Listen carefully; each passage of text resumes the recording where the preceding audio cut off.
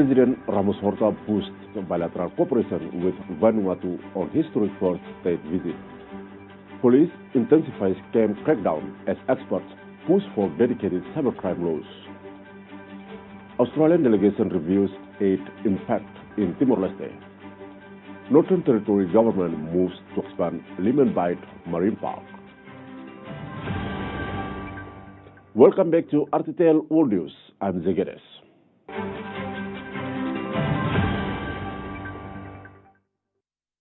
Timor-Leste's President Ramos Horta made his first visit to Vanuatu last week to attend the country's 46th Independence Day. Both governments signed agreements on development cooperation and visa exemptions for diplomatic and service passport holders. A warm welcome for Timor-Leste's president and a military guard of honor. President Jose Ramos Horta's visit to Vanuatu is the first state visit to the Pacific island nation by a Timor-Leste president, reaffirming the deep friendship and enduring solidarity between two countries. In 1981, I came here to attend a conference which was organized by the UN. At the time, Vanuatu was the only country in the Asia-Pacific which was very vocal. Their Prime Minister, Walter Lini, spoke in favor of our fight for independence in his speech, so I couldn't refuse the invitation to come here now.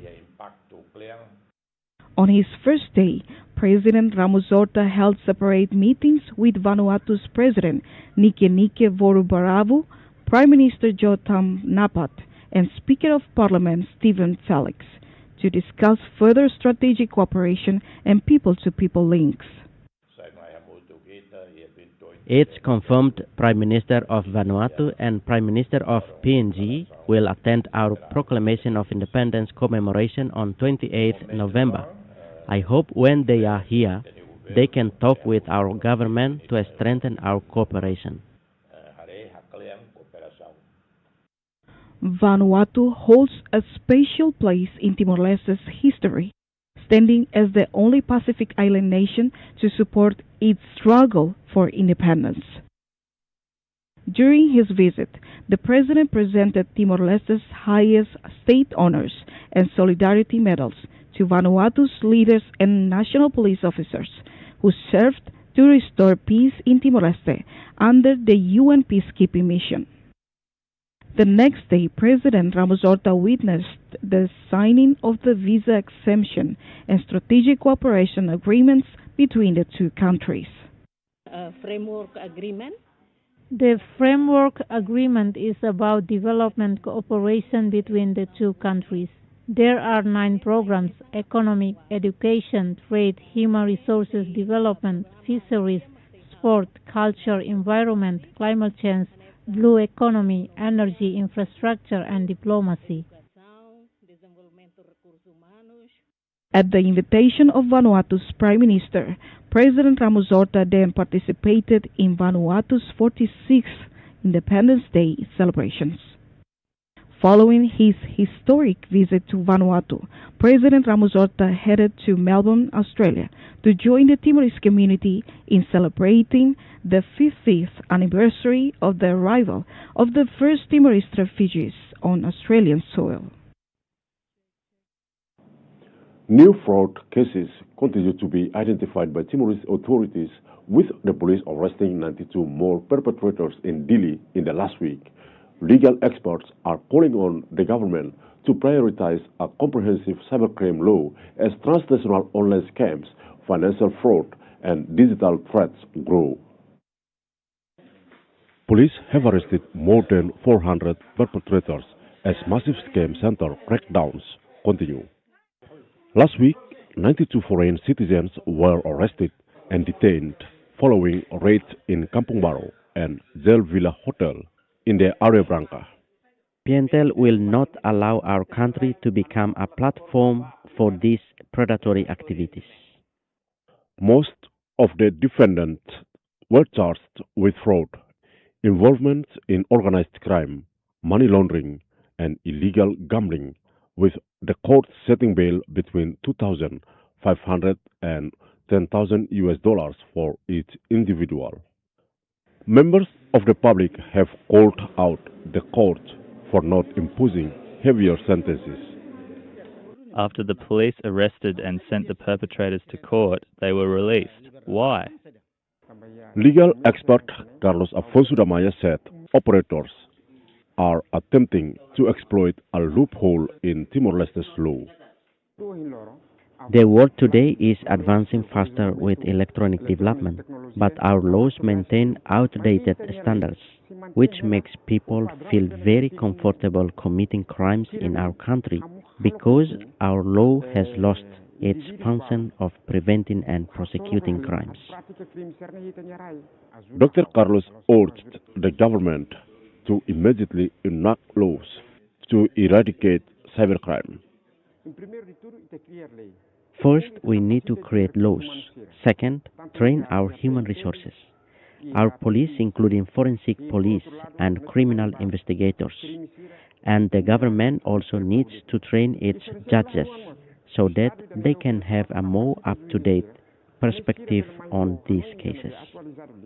The government has submitted a draft law on cybercrime, which has been approved by the Council of Ministers, but not yet sent to the National Parliament. In the last 2 years, Parliament has also been very concerned about how to create cyber laws. We need to put people in place with the capacity to handle these issues, not political people, but technical experts who can analyze data and information and provide that information to the state to protect our country from the crime that plagues it. The message from Timorese authorities is clear. Timor-Leste is not a country that harbors organized crime. Anyone who tries to use our territory, our sea, or our digital space for illegal activities will receive a firm, coordinated, and implicit response from our security forces. With those involved in the scam centers originating from countries like China, Cambodia, Indonesia, Myanmar, and Laos, Timor-Leste's cybercrime and immigration controls are under the spotlight. Zegedes, Judas Magno, RTTL World News. With concerns about the country's vulnerability to transnational crime increasing, the Director of Security Watchdog Fundação Mahin Nelson Bello spoke to RTTL World News reporter Vicky Madeira about how these scam operations work and what more must be done to prevent criminal networks from taking hold. In your opinion, how effective has PNTL been in detecting and arresting scammers in Timor-Leste? Theoretically, is effective.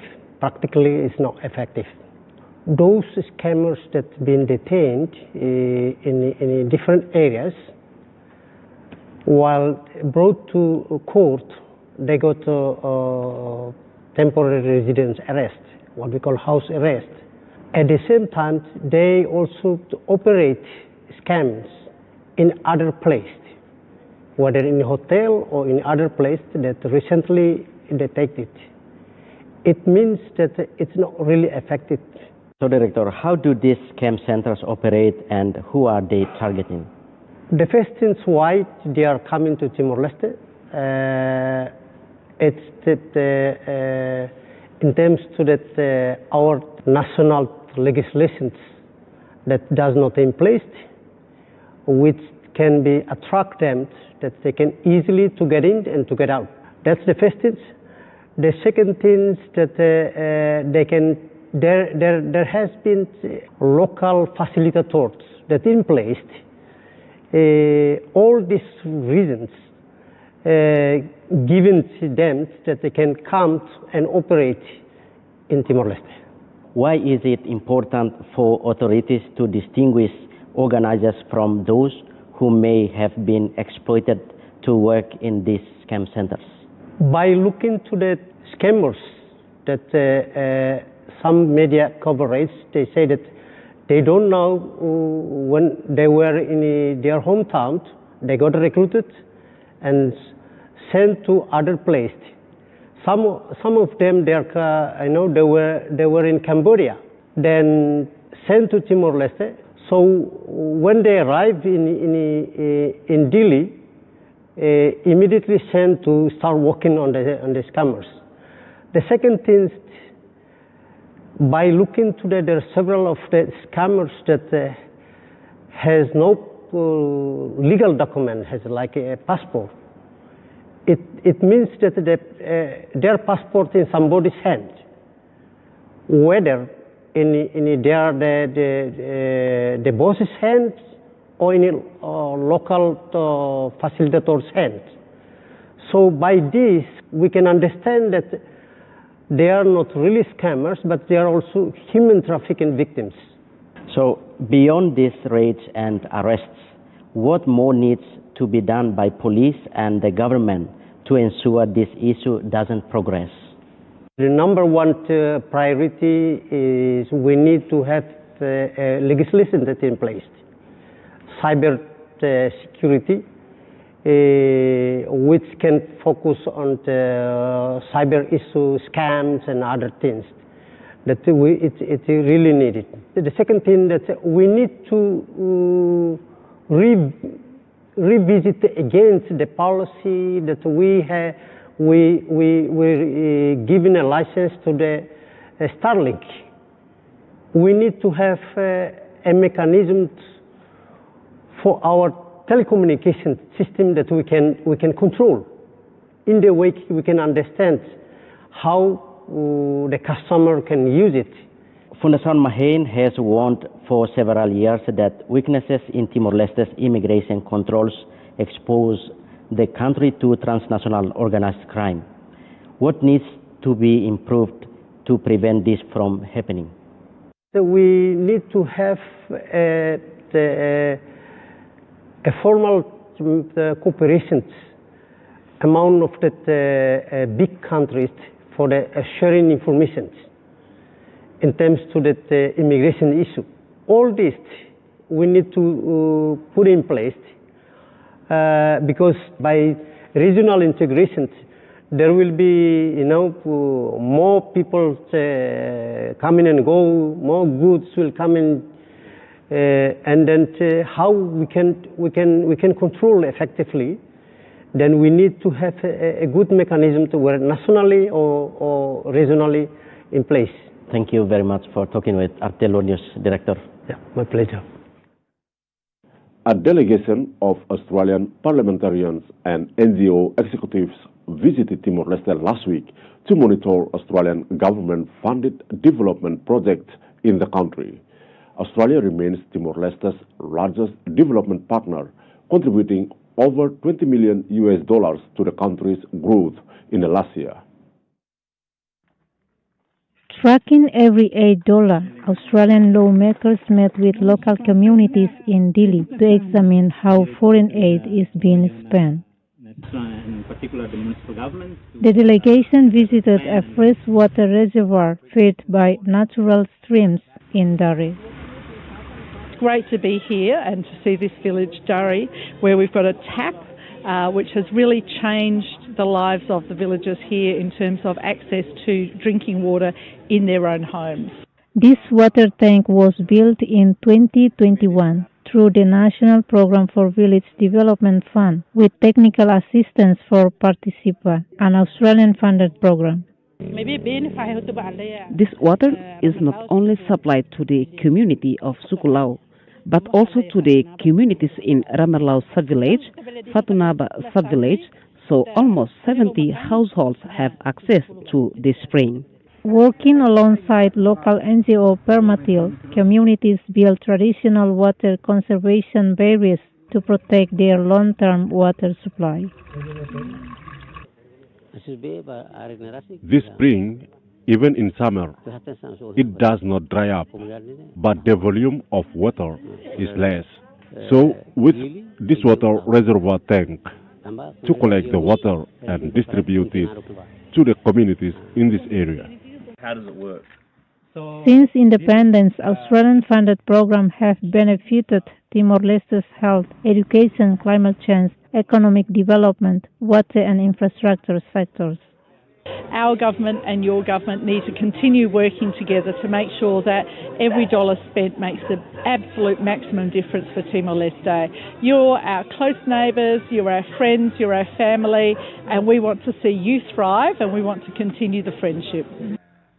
The Dili Authority and local community called on the visiting delegation to champion more funding for Timor-Leste's human capital development and tourism sectors back in Canberra. We also need Australian assistance in the areas like gardeners. You all can see for yourself that our gardens are not as beautiful as in Australia, so we need people to help us in the management of parks and gardens and develop our local tourism sector.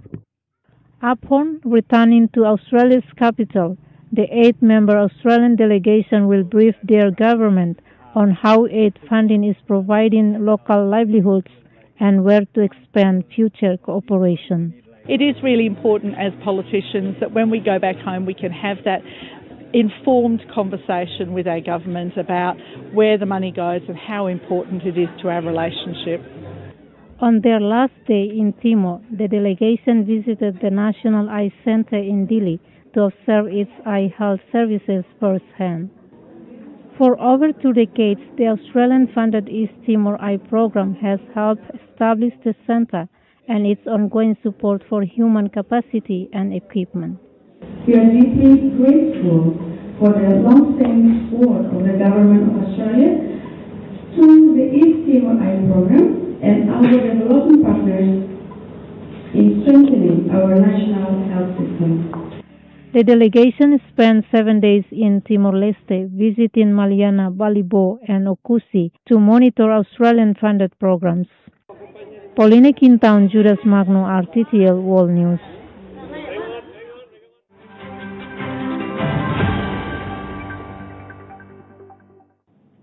The shallow waters of the Northern Territory's Lemon Bight in the Gulf of Carpentaria are home to extraordinary seagrass beds that provide a refuge for turtles and dugongs and a nursery for fish.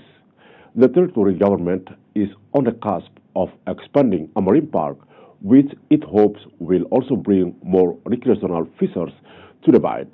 But questions remain over the future of commercial fishing in the area. On patrol with the Murrumbeena Sea Rangers, keeping a watchful eye over the rich waters of Lemon Bight. We have quite extensive sea country, seagrass beds, reefs. The existing NT Marine Park at Lemon sits next to a federal marine park further out to sea. The NT government says it will move to extend the Territory Park south along the coast to Rosie Creek, adding about 185 square kilometres, including a vast seagrass meadow. It's food for dugong, turtles, but it's also good for fish, prawns, mud crabs. It's really important. These Aboriginal rangers will be responsible for looking after both the Territory and Commonwealth parks. The core is caring for country, but the outer layers is caring for people, caring for culture. We know the area, the country, and it just makes sense. Lemon is a mecca for fishers looking for a quiet, remote experience.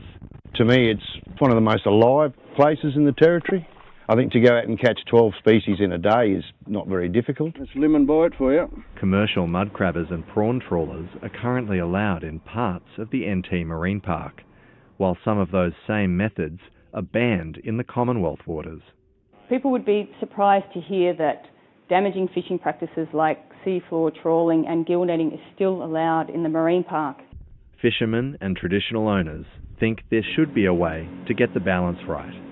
I believe you can still have commercial fishing, but bringing restriction into appropriate places, especially protecting our significant and sacred sites. NT Environment Minister Marie-Claire Boothby says an announcement on the future of the park is coming soon. Young women could be the key to bolstering worker shortages within Australia's meat sector. But with only 15% of the butcher apprentices being female, advocates say more needs to be done to attract them to the trade. Putting meat under the knife. It's a skill Kirsten Drinkwater is excited to master. It's pretty hard to do because it's quite heavy, but once you get the trick of how to lift them and stuff, it becomes much easier. The second-year apprentice is one of a small but growing number of women choosing to work in the traditionally male-dominated space. 35 started a traineeship in Queensland last year, up from 20 in 2024. Although still low, and there's definitely room for improvement there, it is significantly growing. Apprentices say a culture shift is driving the rise. I just think it's becoming more accessible for us. There's a lot less fear, I think, of being discriminated against. Technology is reducing the physical demands of the trade.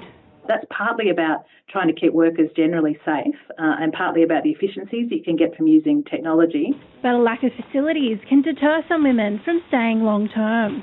The work outfits, the PPE, the uniforms that actually fit women's pregnant bodies, or they don't have a number of the other facilities that you might need, when you're a woman. Industry representatives say more funding is needed to keep women in the sector. But Queensland Trade Minister Russ Bates says the state government already backs initiatives aimed at doing just that. For Kirsten, she's looking forward to a long and successful career. I think women are just becoming a bit more independent and able to decide what they want to do for their future.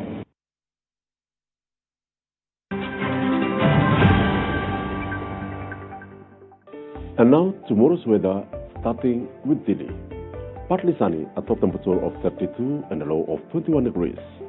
Partly sunny in Bokau with temperatures ranging between 29 and 18 degrees. In Loten, mostly cloudy with occasional rain and drizzle throughout the day, a high of 27 and a low of 13 degrees.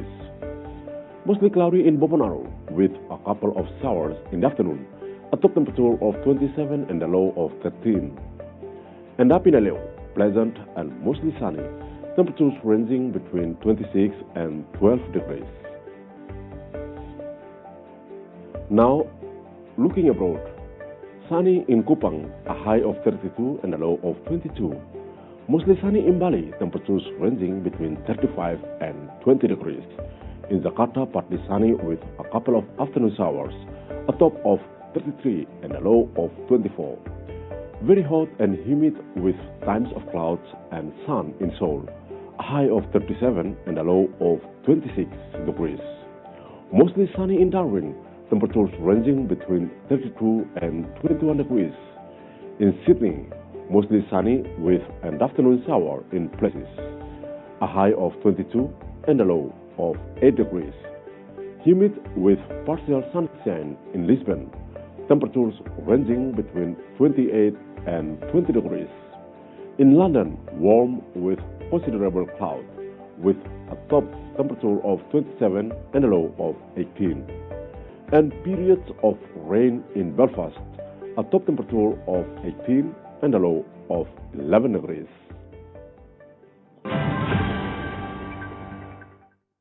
Thanks for joining us again on the program. RTTL World News will be back with more stories on Thursday. Bye for now.